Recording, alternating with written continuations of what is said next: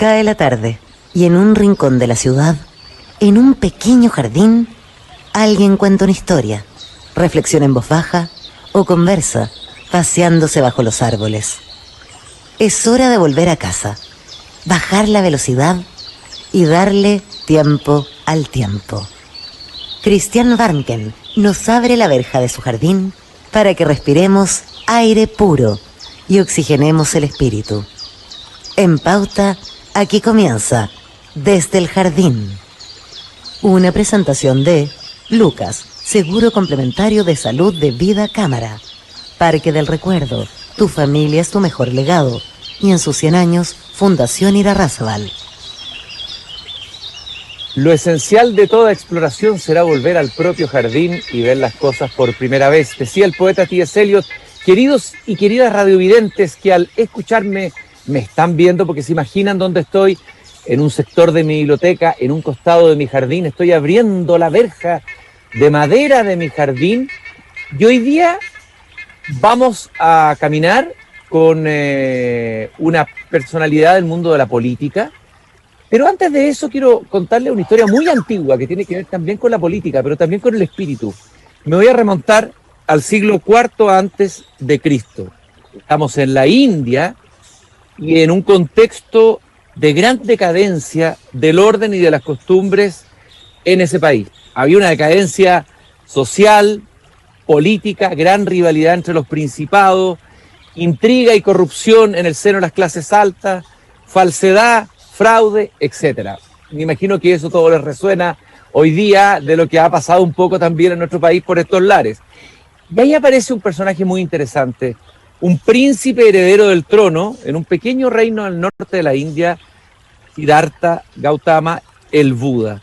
Uno de los muchos que estaba buscando, como un joven idealista y crítico de lo que estaba pasando en el mundo, un cambio, pero sobre todo un cambio profundamente espiritual. La historia del Buda es muy larga, obviamente que no la voy a contar, pero es muy interesante el mensaje que legó el Buda no solamente a la India, sino a todo el universo. De hecho, ello explica que el budismo tenga hoy día tanta presencia en Occidente.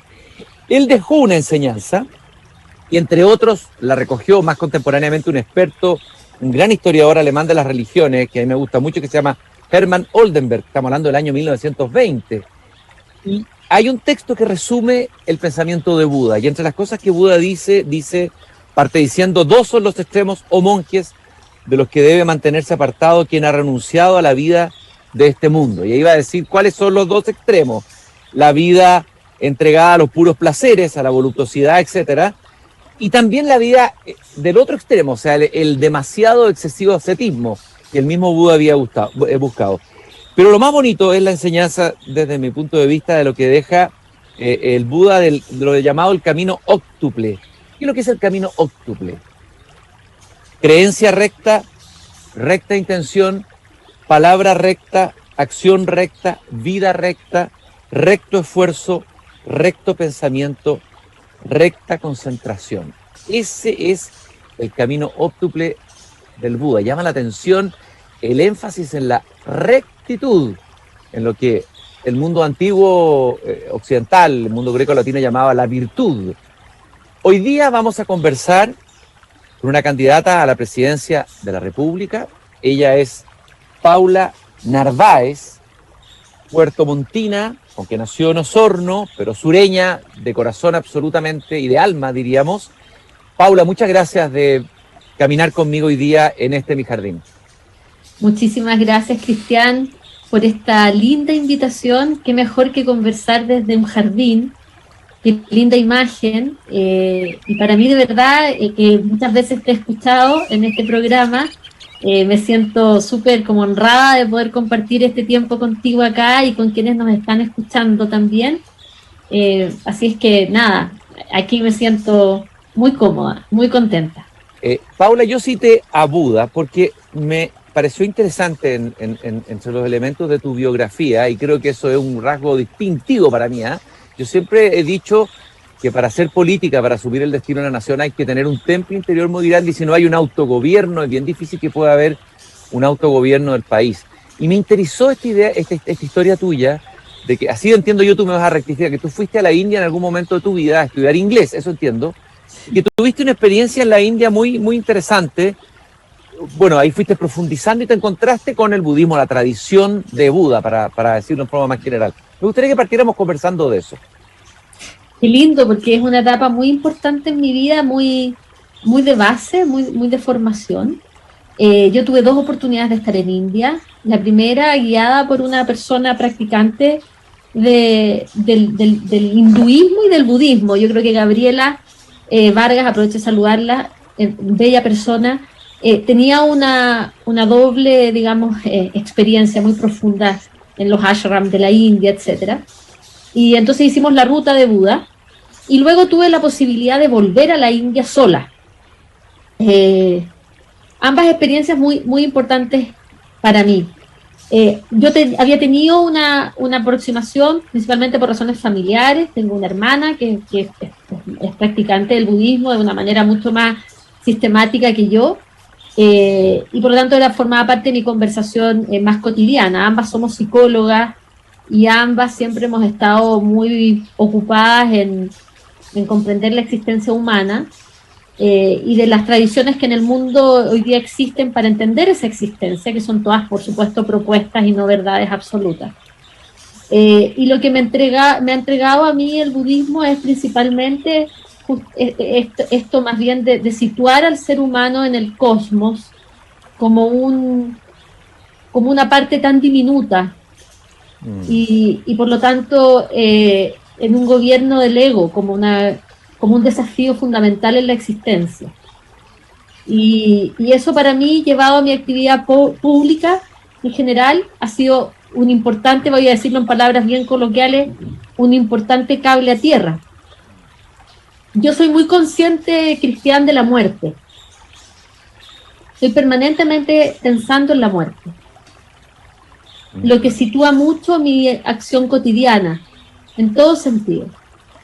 Me hace más responsable de lo que elijo cada día, en cuanto a qué decir, qué batallas dar, qué enojos evitar y qué amores abrazar. Claro. Y eso también lo entrega el budismo, porque de alguna forma esta enseñanza de la rectitud tiene que ver también con una experiencia muy importante que es cómo practicamos el desapego a la neurosis al final, ¿no? Y ahí me pongo más psicóloga, pero es el desapego a la neurosis que nos ha limitado tanto y que nos ha hecho tan extraviadas en términos de lo que es la existencia. Paula, interesante eso que estás diciendo, porque, a ver, la experiencia del desapego, la neurosis y del ego, qué difícil me imagino que debe ser llevar eso al mundo de la política. Si hay un mundo donde, bueno, es uno de los mundos, también en el mundo intelectual ocurre lo mismo, donde el ego campea, donde la neurosis campea, donde la falta de rectitud que hablábamos recién campea. ¿Cómo se hace para hacer ese puente y cómo lo estás haciendo tú? ¿Y de qué manera el budismo te puede servir en la tarea que hoy estás emprendiendo? Mira, no lo sé porque no tengo una aplicación pragmática de esto. Es más bien el cómo yo he ido nutriendo mi ser y estar en el mundo, en cualquier contexto en el que yo esté y me desenvuelva, en mi familia, en la política, en mi trabajo cuando no he estado en la política, porque también me he salido de la política, porque creo que es importante salirse de la política, salir y entrar, ¿no es cierto? Creo que es muy importante desapegarse de lo político por tiempo. Y entonces no sé si tengo una aplicabilidad. Solamente te diría yo, reflexionando aquí contigo, lo que me ayuda es principalmente a lo que tú decías, pues, a mantener mi templanza, y a no tomarme las cosas personalmente. ¿Te das cuenta? Porque si uno se lo toma, la crítica, la descalificación, todo eso que ocurre en la política, ¿no? Porque es una lucha de poder muy fuerte. Es el poder, y es el poder justamente de la apropiación, del apego, o sea, es todo lo contrario, ¿no? Entonces, si yo eso me lo tomara muy en lo personal, sufriría mucho. Y acordémonos que el sufrimiento humano, dicho por Buda, tiene que ver justamente con el apego y con el ego, ¿no? Oye, Entonces Paula. yo más bien siento que es como un recurso interior, si tú quieres, Cristian. Que no predico, que no le ando predicando a nadie, o sea, cada uno ve ahí. No, sí está muy Sí. claro, y creo que también el taoísmo enseña varias cosas sobre el poder, habla de que un gobernante no debe agitar las aguas, habla de que el mal gobernante es el que agita las aguas en vez de, bueno, siempre desde un trabajo interior.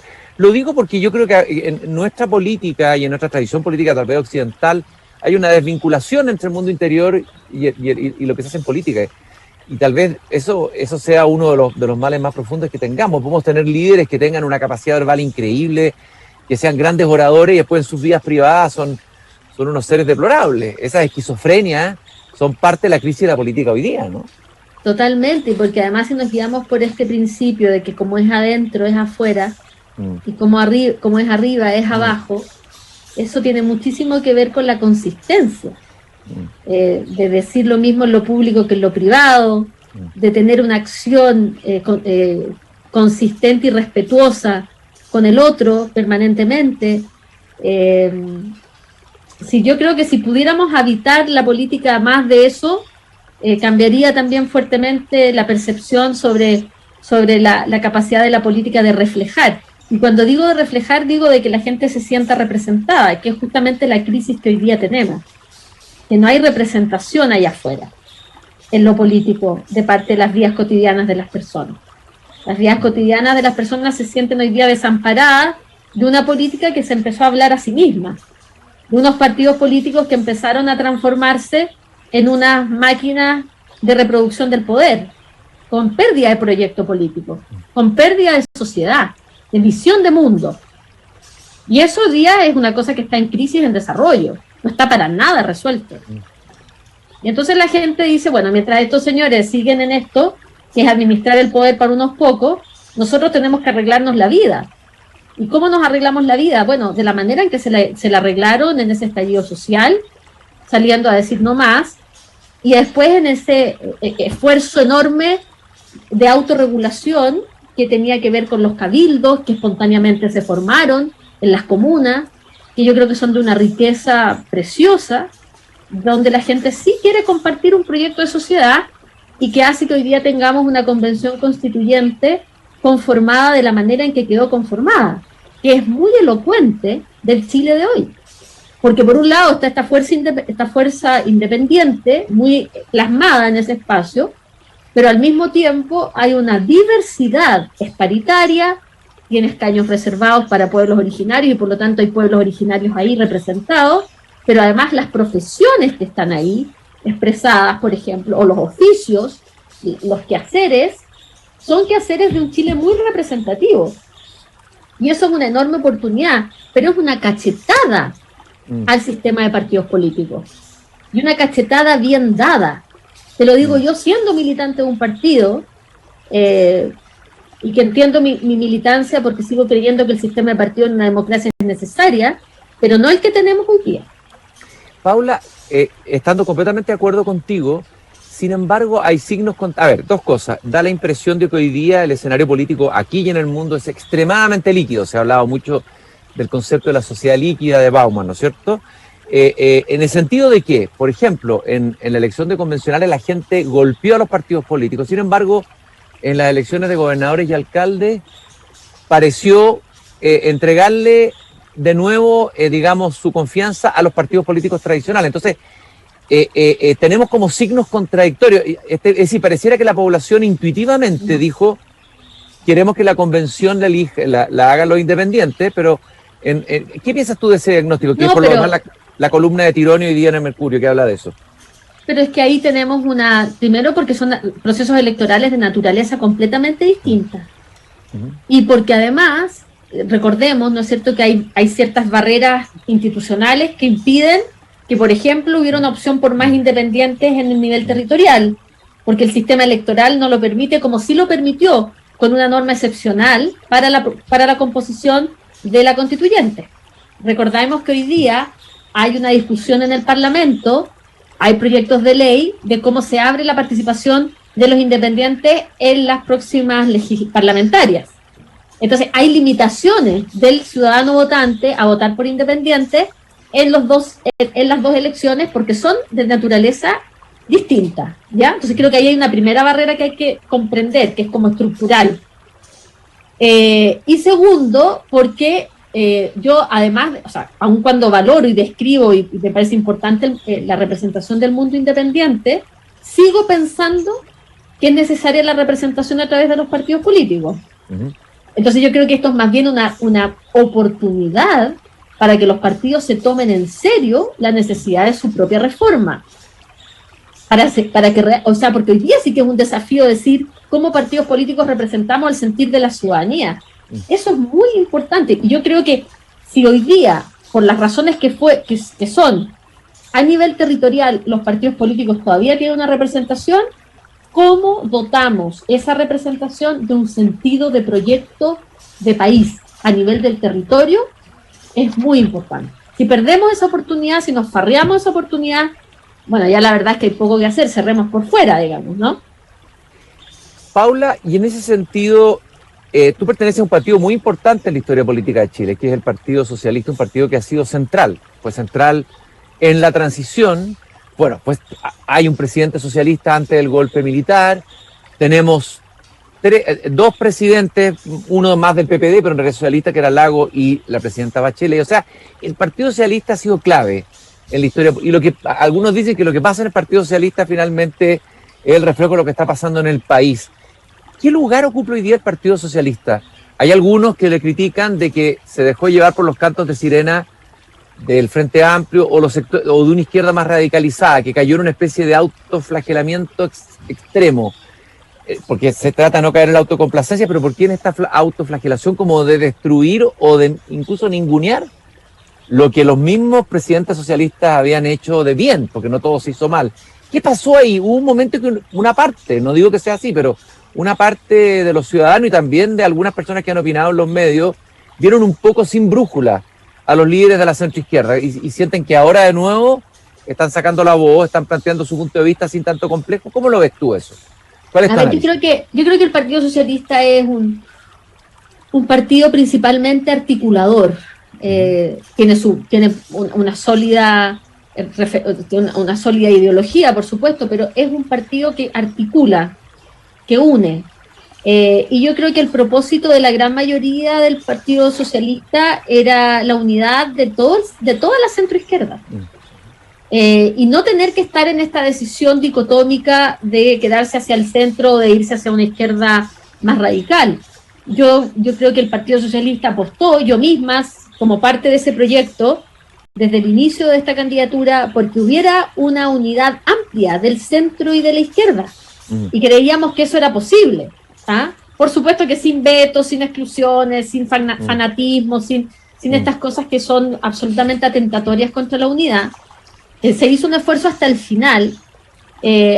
Imagino que muchos de manera muy sincera, otros a lo mejor más de la boca para afuera, pero en lo que a mí respecta, muy sincera, de unidad. Y en esto voy a tomar el gobierno de la presidenta Bachelet como ejemplo.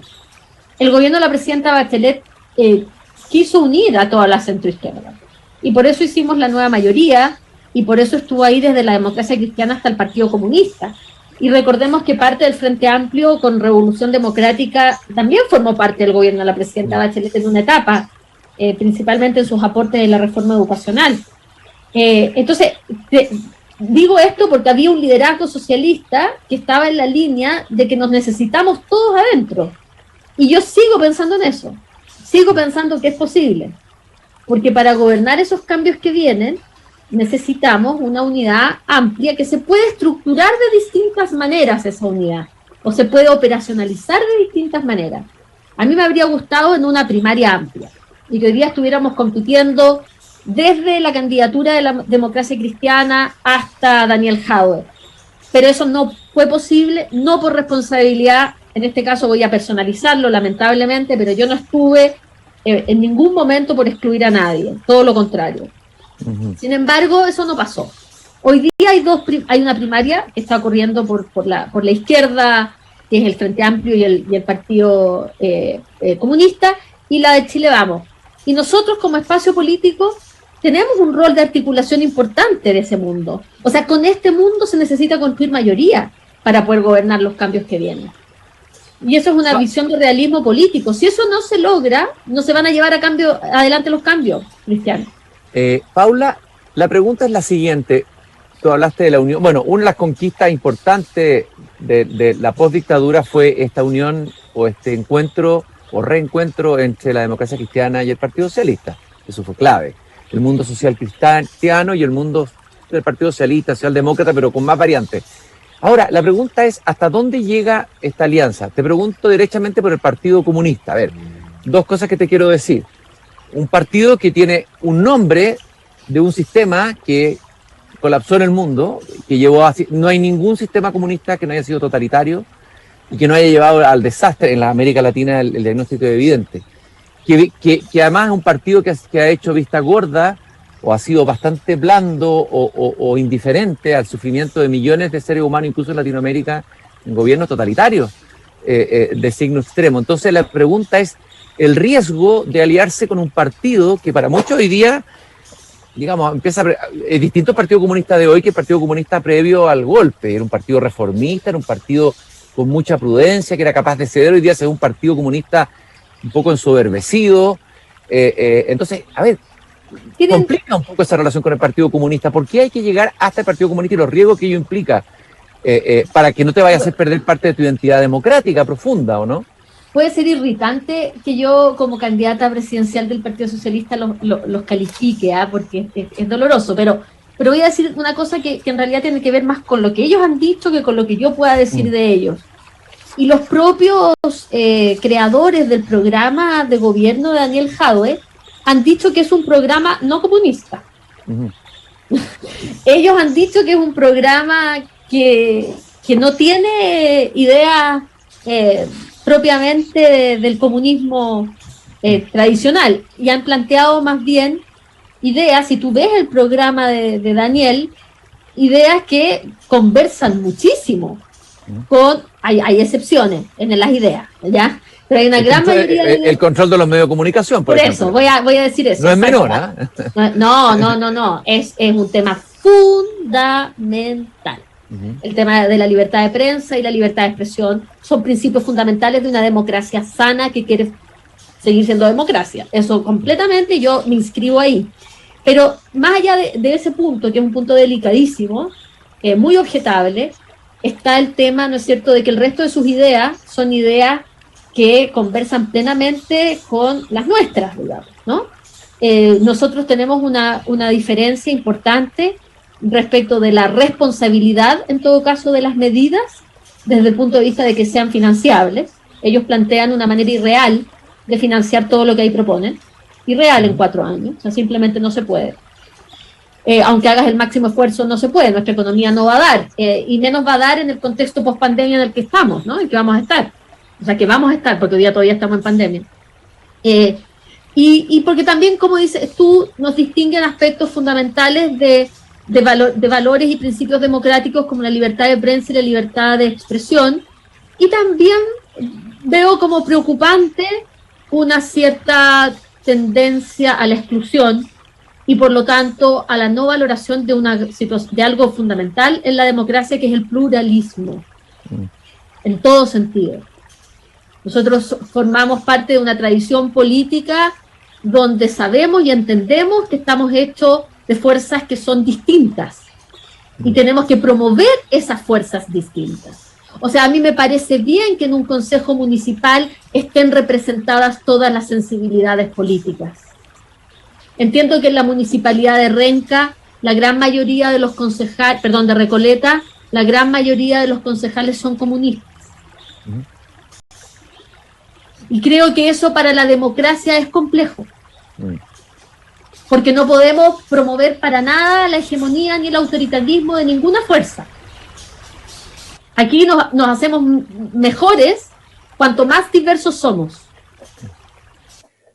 Sí, y ahí la sensación que hay, Paula, haciendo abogado del diablo, es que el Partido Comunista, que tenía una votación bastante modesta, discreta, 5%, pero ha tenido una capacidad de manejar esa votación, es como, algunos han dicho que es como un Frankenstein, que la izquierda ha metido adentro, que ha ido creciendo,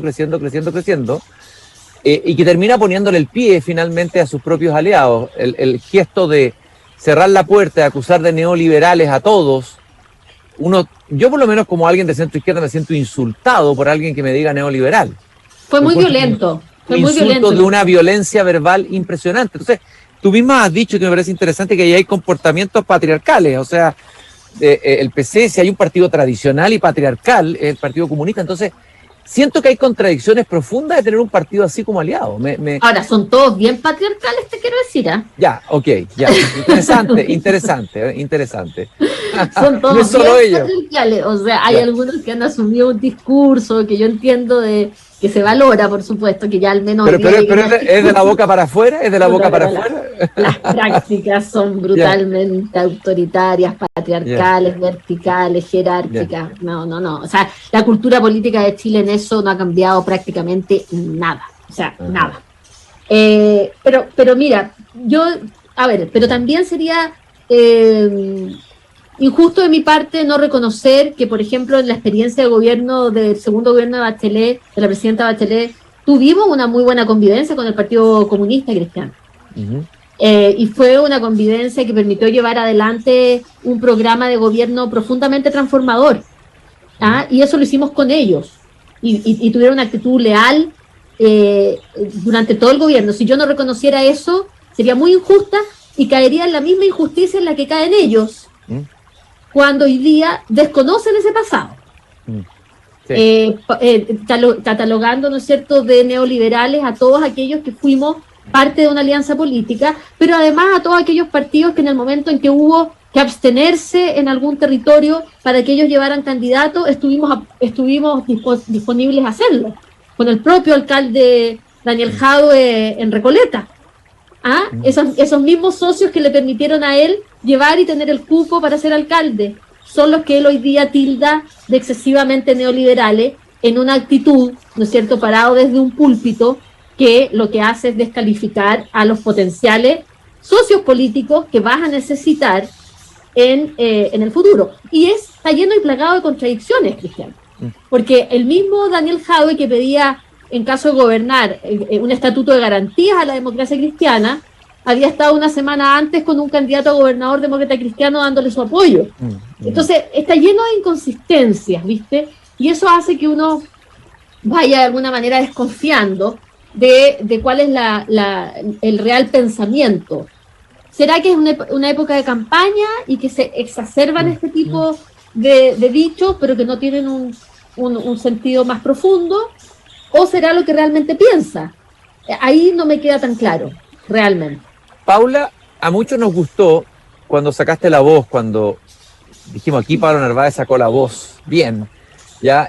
Cuando enfrentaste todo ese operativo político, para que vamos a entrar en detalle, el portazo que sufrieron ustedes, esa es la interpretación que da por lo menos la unidad constituyente, no voy a entrar en el detalle, y tú dijiste, si tú no honras tu palabra, ¿qué te queda? Y luego dijiste, tengo la valentía de estar en un espacio político con desventaja. Y estos dos señores, sabemos quiénes son, lo único que hacen es calcular. Y creo que tú apelaste ahí, insiste mucho en el tema de la rectitud. Hablábamos de la rectitud como el valor budista al comienzo, la consistencia y exigir esa misma consistencia que ciertos discursos moralizantes de esa nueva izquierda hacen al resto. Y ese punto me pareció bien, creo que ahí tu voz fue importante, me gustaría profundizar en ese punto. ¿Qué te pasó ahí en ese momento, Paula? Bueno, me sentí profundamente desilusionada y engañada también, ¿no? Porque las conversaciones que yo misma había sostenido, no con Daniel, pero sí con Gabriel Boric, iban en la línea de nos encontrábamos en una primaria, entendiendo un espacio de oportunidad para un proyecto político que nos trascendía a los tres como personas y que íbamos más allá. Yo en ese momento del día todavía tenía la expectativa de que la democracia cristiana iba a llegar con una candidata a esa primaria, por lo tanto sentía que nos estábamos jugando realmente la oportunidad de gobernar este momento político histórico para Chile, y conversamos con Gabriel de lo profundo que era este momento y de lo que la responsabilidad que teníamos, y eso en un par de horas se vino abajo, sin capaz ellos de sostener lo que había sido un acuerdo horas previas en una reunión entre partidos, donde se había acordado que esto era sin vetos y sin exclusiones. Entonces, efectivamente sentí que si frente a esa contingencia, frente a ese momento, no se era capaz de sostener un acuerdo, ¿qué posibilidades había entonces de gobernar cuando se requiere, ¿no es cierto?, de muchísima resistencia, fuerza, lealtad para llevar adelante un proyecto político de la envergadura en la que estamos enfrentando? Entonces yo dije que se habían farreado esa oportunidad ellos con esta actitud, pero que además esa actitud demostraba que habían intereses profundos de parte de ellos que no estaban sobre la mesa y que eran mucho más importantes que realmente el interés superior del país. Y eso es muy preocupante. Sí, por supuesto, yo lo encuentro tremendo, o sea, y muy revelador, Paula. Ahora, porque efectivamente, Cristian, yo desde el punto de vista de las desventajas, y no me quiero quejar ni victimizar, nada de eso, porque sé perfectamente cómo es la política y en qué escenario me estoy moviendo. No estoy pidiendo ningún tipo de tratamiento especial. Justamente porque no pido ningún tratamiento especial, estoy dispuesta a competir todo lo que haya que competir para que la ciudadanía decida. Y ahí es donde siento que ellos toman esta decisión pensando en cálculos menores, porque probablemente decían, claro, viene el Partido Socialista, el PPD, el Partido Liberal, el Nuevo Trato, sumaron, restaron y se dieron cuenta de que no daba. Paula, parece que no solamente los del Frente Amplio y el PC no querían competir contigo, sino que también del otro lado, del llamado centro, Democracia Cristiana, pareciera que no hay muchas ganas de competir. Y de nuevo nos encontramos con un problema que no es menor. Hoy día lo que más se necesita es participación, sabemos, lo que tú hablabas de la política al comienzo, y qué curioso, en dos sectores tan distintos y distantes, aparentemente, encontramos la misma actitud. ¿Cuál es tu reflexión sobre eso?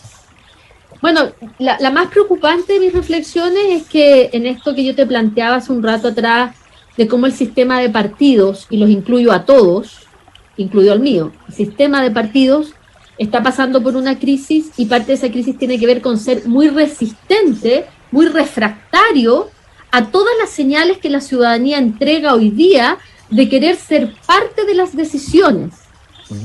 Entonces, al ser refractario a eso, da la impresión de que los partidos, mirándose a sí mismos, creen que pueden tomar decisiones de esta manera, ¿no es cierto?, tan distante del sentir de la gente. Y así lo interpreto. Lo que pasa es que me parece muy preocupante. Entonces, ahí es donde la mucha conversación, digamos, que ocurre en este tiempo es, parece que no se han dado cuenta, parece que no se enteran, como dicen los españoles, parece que no se han enterado de qué es lo que está diciendo la gente realmente. Yo no veo otra opción que no es tomar una decisión en una primaria. Si no pudimos la legal, bueno, ahora una consulta ciudadana, como quiera el CERVEL que le llamemos. Ok, una consulta ciudadana. Pero preguntémosle a la gente, ¿cómo una consulta donde uno concurre como persona pública a la opinión de la ciudadanía, no vamos a estar dispuestos a ese veredicto más que a un veredicto, ¿no es cierto?, dado por una encuesta? Sobre todo hoy día que la realidad está tan líquida, o sea, las encuestas fallan, las encuestas van fallando, no solamente aquí, sino en otras partes del mundo. O sea, decidir la política por encuesta hoy día es confiarse en un instrumento que es bastante falible. En ese sentido, Paula, esta resistencia a la democracia cristiana a hacer una primaria, o demorarla, o no sé en qué juego están haciendo ahí estratégico de ir demorando la cosa, claramente. Y no estoy hablando, no quiero personalizarlo, ni estoy hablando del sector político. Algunos dicen, le encuentran explicaciones prosaicas, es que el Partido Demócrata Cristiano no tiene plata para organizar una primaria, y el Partido Socialista sí tiene más plata, parece, como partido, un partido no sé si más ordenado en sus finanzas o en su historia, y no habría plata, y esa sería la explicación real y práctica. ¿Tú crees que esa es la causa de no querer hacer primaria? No, yo no creo, pero además esto es claramente un tema de principios y no de plata, por un lado, y por otro, mira, como yo quiero que esto resulte, yo voy a mantenerme en la línea de la invitación fraterna que ya está hecha, está sobre la mesa, y la Democracia Cristiana, no tengo por qué dudarlo, dijo que el día 5 de julio iba a arribar a una decisión en este sentido. quedan poquitos días para eso, así es que Hay que esperar. claro, hay que esperar con calma, con mucha calma, tranquilidad y paciencia. Hay que hacer una meditación budista. No, yo hago todos los días y eso me ayuda mucho. Sí. Sí, se nota porque se te ve bastante templada y eso yo lo valoro. Uno valora en un líder la claridad, pero también la templanza. Es un valor importante y a veces olvidado. La gente hoy día, ¿qué te parece que esta política que se juega en la frase corta para el Twitter, en el efectismo? Y eso mismo yo creo que molesta a la ciudadanía. Yo creo que también hay un error ahí en la élite de sobreinterpretar. Una cosa es el malestar, la gente tiene malestar, pero le molesta el estilo destemplado. Bueno, lo ha castigado, de hecho, varios estilos destemplados que se subieron por el chorro en la encuesta, así como suben, se vienen guardados abajo. Sí. Bueno, yo creo que ahí hay dos cosas, Cristian, porque hay como también en esto mucha contradicción. Yo creo que las personas esperan en aquellas otras personas que están puestas ahí, dispuestas a contribuir en la guía del país, a que tengan manejo de sus emociones, manejo de sus frustraciones principalmente, ¿no es cierto? Y que no sea todo reactivo. Yo lo que siento hoy día es que hay una crispación en el mundo político, no necesariamente en la ciudadanía de a pie, por decirlo así, sino que en el mundo político un contagio con lo reactivo de la sociedad. Y yo creo que uno justamente lo que no tiene que hacer es contagiarse para poder mirar en perspectiva, para poder tomar decisiones que a veces son tremendamente impopulares, porque es hasta hacer lo correcto, aunque todo el mundo te diga, ¿no es cierto?, que no está de acuerdo, y tú mantenerte en la línea de lo correcto. Eso requiere de mucha fortaleza, de mucho temple, ¿no? Y que de alguna manera tu identidad, ya me voy a poner un poco psicóloga, pero el juicio que otros hacen de ti no sea el que determine tu actuar. Claro. Y las personas que son víctimas del juicio externo como guía de tu propia identidad terminan siendo unos veletas. Claro que sí, absolutamente, totalmente. Y eso uno lo percibe. Y yo creo que al final la ciudadanía lo percibe. Paula, quiero ir ahora a un tema que dejamos esbozado al comienzo. Tú eres sureña de alma, ¿no es cierto? Naciste en Osorno, Puerto Montt es tu patria. Yo sé que cuando viniste la primera vez a Santiago, sufriste ese impacto que sufre todo sureño, ¿no es cierto?, con la megápolis, ¿no? Y has querido siempre retornar a esa maravillosa región a la que tú perteneces, ese sur fantástico. El sur también existe, como dice Joan Manuel Serrat. Me gustaría ver cómo eso marca también, te da una impronta. Es interesante que una precandidata presidencial venga de la región, que sea de ese sur, que es una zona muy importante del país, y de qué manera te marca a ti y tu mirada, y cuál como presidenta, porque se ha hablado mucho de descentralizar, de que va a ser ese un elemento quizás de mayor acuerdo dentro de lo que es la nueva constitución, el tema de la centralización. ¿Cómo ves? ¿Cuál es tu mirada?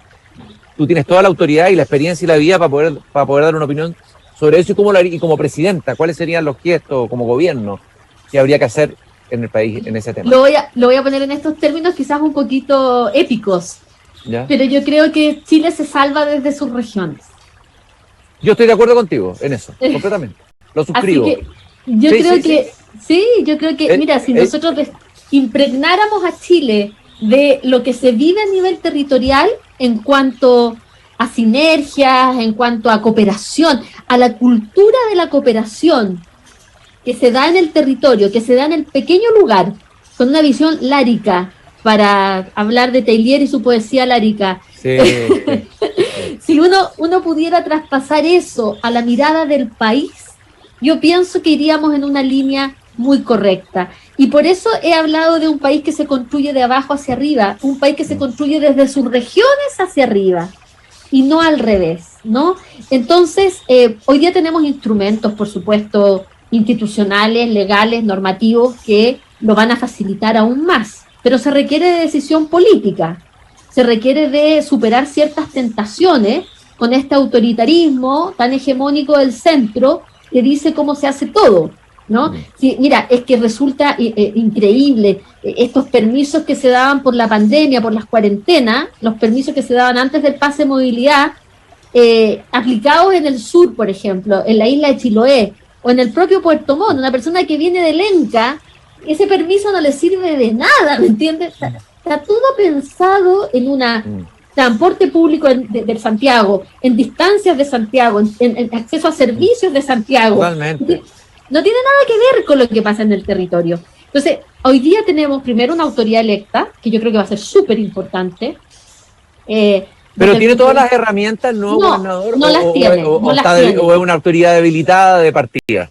No, primero yo voy a partir poniendo luz en lo bueno. Lo bueno es que hoy día hay una autoridad con una legitimidad política importantísima porque está dada por la elección directa de la gente. Eso lo pone por sobre cualquier cosa.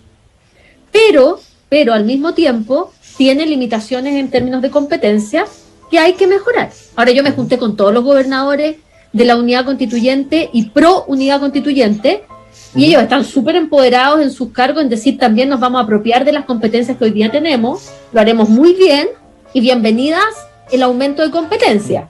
Pero primero tenemos que hacer muy bien esto. Y mi compromiso es, por ejemplo, a terminar con la figura del delegado presidencial, porque eso va a ser un choque. Tú sabes que hoy día la legislación mantiene a este intendente que hoy día entendemos como intendente, le cambia el nombre, le pone delegado presidencial, pero sigue teniendo enormes competencias. Y eso va a chocar con la lógica descentralizadora. Yo estoy por borrar esa figura, lo propongo en las bases programáticas, aumentar las competencias, sobre todo en nivel sectorial, de los gobernadores, a que puedan decidir en materia de vivienda, puedan decidir en materia de servicios fundamentales como de fomento productivo.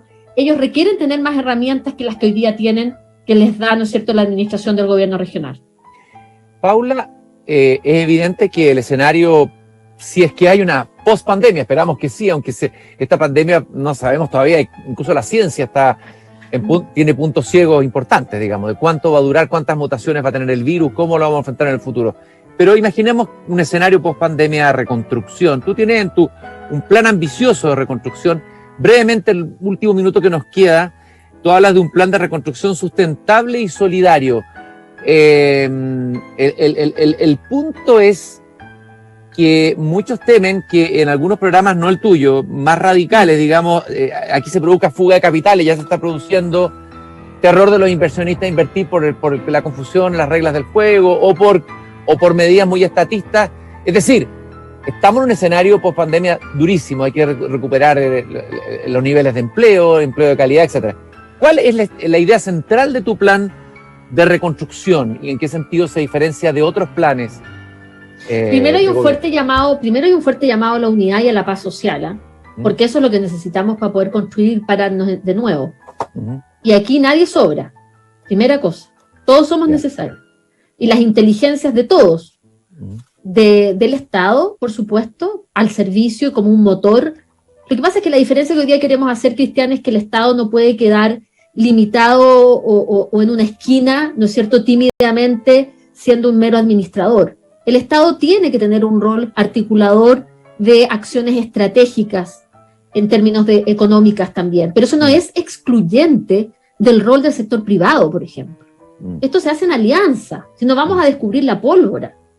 Pero tenemos que hacer lo que hacen los países con los cuales nos gusta y nos encanta compararnos.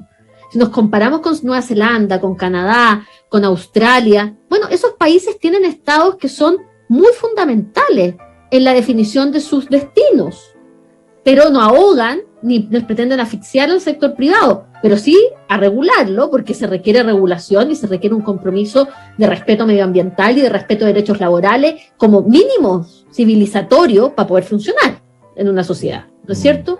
Ahora, este plan de reconstrucción es un plan de reconstrucción que pretende también instalar las bases para un nuevo modelo de desarrollo, al mismo tiempo que reactivar la economía, reactivar los empleos, remediar la situación en salud, porque sabemos que ha quedado, mucho postergadas, ¿no es cierto?, rezagadas muchas atenciones de salud, listas de espera, cirugías que están hoy día, y hay que poner telemedicina ahí para activar muchas demandas en ese sentido, y un plan remedial en educación fundamental, a propósito del rezago que va a significar esta educación no presencial, sobre todo haciéndonos cargo de los más postergados, porque no es lo mismo la educación online en los colegios particulares pagados que la misma en un liceo o en una escuela rural que no tiene las mismas capacidades.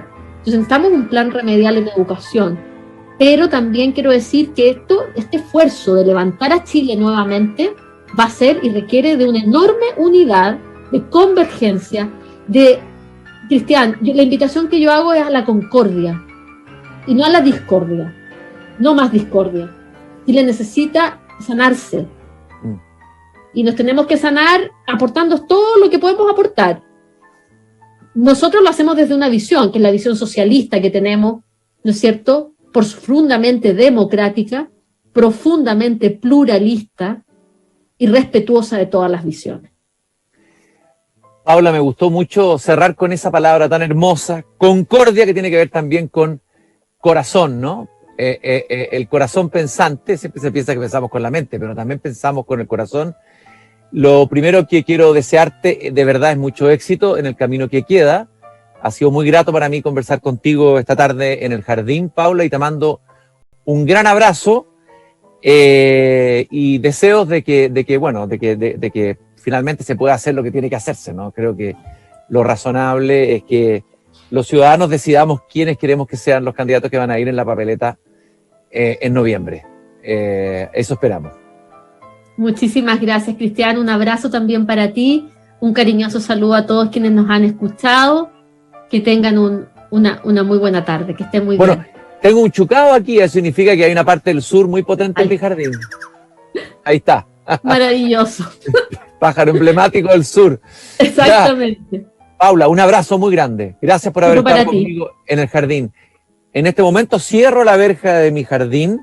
Les recuerdo que el programa está auspiciado por Lucas, seguro de la Cámara Chilena de la Construcción, Fundación Irarrázaval en sus 100 años. Todos los lunes conversamos con los profesores de Chile aquí en el jardín. Y también Parque del Recuerdo, concurso Poesía en Viaje. Busquen las entrevistas a los poetas ganadores en pauta.cl. Cerramos la verja de madera de mi jardín y nos encontramos de nuevo aquí a las 8 de la noche de la tarde, mañana en Pauta y pauta.cl. Gracias por habernos acompañado.